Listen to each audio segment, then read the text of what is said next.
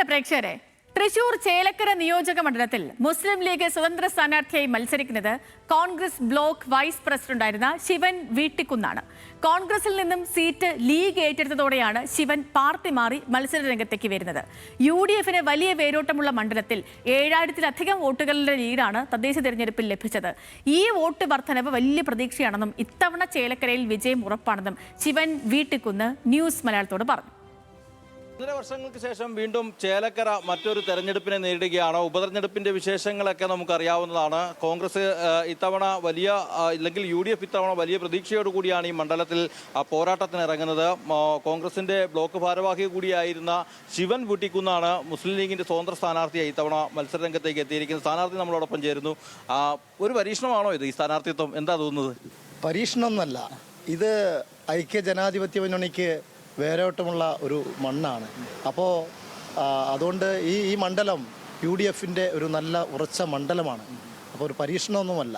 അപ്പോൾ അതുകൊണ്ട് ഈ മണ്ഡലത്തിനകത്ത് വർഷങ്ങളായിട്ട് ഐക്യ ജനാധിപത്യ മുന്നണിയോട് വലിയ നേതൃത്വ പാഠവുമുള്ള പ്രവർത്തകരുള്ള ഒരു നല്ല മണ്ണാണ് ഈ ചേലക്കര നിയോജക മണ്ഡലം. UDFന്റേതാണ്. UDFന്റെ പ്രവർത്തനത്തിൽ വളരെ മെച്ചം ഈ അടുത്ത തദ്ദേശ തെരഞ്ഞെടുപ്പിലൊക്കെ ഇവിടെ ഉണ്ടായി. തദ്ദേശ തെരഞ്ഞെടുപ്പിൽ ഒട്ടേറെ പഞ്ചായത്തുകൾ വിജയിക്കാനായി, പല പഞ്ചായത്തുകളും മികച്ച പ്രകടനം നടത്താനായി. ഇതൊക്കെ വരാൻ പോകുന്ന നിയമസഭാ തെരഞ്ഞെടുപ്പിൽ വലിയ പ്രതീക്ഷയാണ് UDFന്. വലിയ പ്രതീക്ഷയാണ് ഞങ്ങൾക്ക് ഈ കഴിഞ്ഞ തദ്ദേശ സ്വയംഭരണ തെരഞ്ഞെടുപ്പിൽ ഉണ്ടായിരുന്ന റിസൾട്ടിൽ ഉള്ളത്. 7000 ചില്ലാനും വോട്ടുകൾക്ക് വ്യത്യാസം മാത്രമാണ് ഈ നിയോജകമണ്ഡലത്തിലുള്ളത്, UDFും LDFും തമ്മിൽ. അപ്പോൾ ഉറച്ച ഒരു പ്രതീക്ഷയിലാണ്, വിജയപ്രതീക്ഷയിൽ തന്നെയാണ്. പ്രത്യേകിച്ച് ചേലക്കരയെക്കുറിച്ച് പറയുമ്പോൾ ഒരു ഇടതുപക്ഷത്തിൻ്റെ വലിയ സ്വാധീനമുള്ളൊരു മണ്ഡലം എന്നുള്ള നിലയിലാണ് കാണുന്നത്. ഇത്തവണ കോൺഗ്രസ് അല്ലെങ്കിൽ UDF വിജയം പ്രതീക്ഷിക്കുന്നുമുണ്ട്. എന്താണ് ആ വിജയം പ്രതീക്ഷിക്കാനുള്ളൊരു കാരണം? എത്രമാത്രം ആത്മവിശ്വാസം ആ കാര്യത്തിലുണ്ട്? ഈ നിയോജകമണ്ഡലത്തിൻ്റെ പല പഞ്ചായത്തുകളും നമുക്ക് ചെല്ലുമ്പോൾ വലിയ ശുഭപ്രതീക്ഷയാണ് ഉള്ളത്. കാരണം ആളുകൾക്കിടയിൽ, പ്രവർത്തകർക്കിടയിൽ ചെല്ലുമ്പോൾ വളരെ സ്വീകാര്യത ലഭിക്കുന്നുണ്ട്. ജനങ്ങൾക്ക് മുന്നിൽ വെക്കുന്ന മുദ്രാവാക്യങ്ങൾ എന്തെല്ലാമാണ്? നമുക്ക് ഇവിടെ പ്രധാനമായി പറയാനുള്ളത്, ചേലക്കര നിയോജകമണ്ഡലം ഒരു സംവരണ മണ്ഡലമാണ്.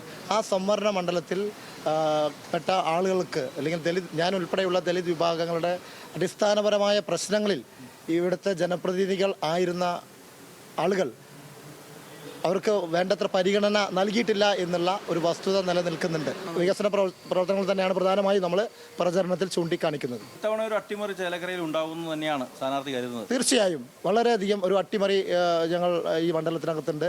അത് 9 പഞ്ചായത്തുകളിൽ നിന്നും ഞങ്ങൾക്ക് ചെല്ലുമ്പോൾ സ്ഥാനാർത്ഥി എന്ന നിലയ്ക്ക് എനിക്കും എൻ്റെ കൂടെയുള്ള സഹപ്രവർത്തകർക്കുമൊക്കെ അത് അറിയാവുന്നതാണ്. വളരെയധികം അനുകൂലമായ ഒരു സാഹചര്യമാണ് ചേലക്കര നിയോജകമണ്ഡലത്തിലെ ചെല്ലുമ്പോൾ കാണുന്ന നമുക്കൊരു അനുഭവം. സ്ഥാനാർത്ഥി ശിവൻ വീട്ടിക്കുന്നാണ് നമ്മളോട് സംസാരിച്ചത്. UDF ദീർഘനാളുകൾക്ക് ശേഷം ഈ മണ്ഡലം തിരികെ പിടിക്കുമെന്ന് തന്നെയാണ് അദ്ദേഹം പറയുന്നത്. UDF ക്യാമ്പിനാകെ ആ ആത്മവിശ്വാസവും വലിയ തോതിലുണ്ട്. ഏതായാലും ചേലക്കര മറ്റൊരു തെരഞ്ഞെടുപ്പിലേക്ക് കൂടി എത്തുമ്പോൾ ഇവിടുത്തെ തെരഞ്ഞെടുപ്പ് ഫലം എന്താകുമെന്നുള്ള ആകാംക്ഷയിലാണ് ജനങ്ങളും വോട്ടർമാരും. ക്യാമറമാൻ രാഹുൽ സുദേവിനൊപ്പം ലെവിൻ കെ വിജയൻ, ന്യൂസ് മലയാളം, തൃശൂർ.